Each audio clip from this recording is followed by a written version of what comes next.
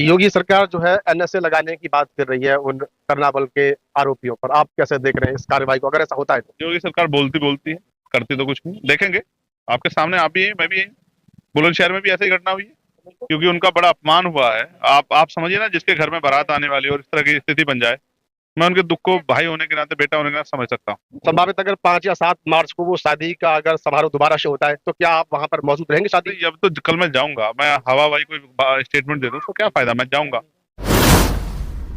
जब कोई गरीब माँ बाप अपने बच्चों की शादी तय कर देता है और उनकी शादी की तारीख भी करीब आ जाती है और शादी वाले दिन जब बारात आपके घर पर आकर बैठ जाती है, और सोचिए अगर उसी वक्त आपकी बेटी के साथ में ऐसा व्यवहार हो जाए कि उनके घर से ही पूरी की पूरी बारात वापस लौट जाए, तो उस परिवार पर क्या बीतती होगी।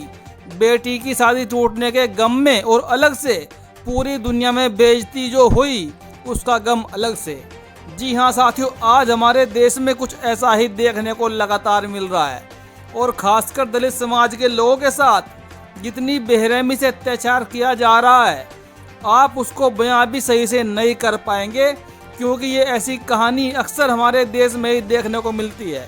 लेकिन भीम आर्मी चीफ चंद्रशेखर रावण का एक बयान आया है कि योगी सरकार खाली बोलती बोलती है।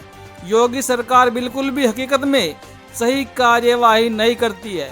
जो मथुरा के कर्नावल का मामला देखने को मिला, जहां पर 10-15 युवाओं ने दलित समाज के परिवार पर अत्याचार किया, जब उनकी बेटियां दुल्हन बनकर सजकर आ रही थी ब्यूटी पार्लर से, उनकी पिटाई करने का काम किया, उनके मुंह पर कीचड़ फेंकने का काम किया, उनके फूफा को पीटने का काम किया, और पूरे परिवार में जाकर शादी में तोड़फोड़ करने का काम किया।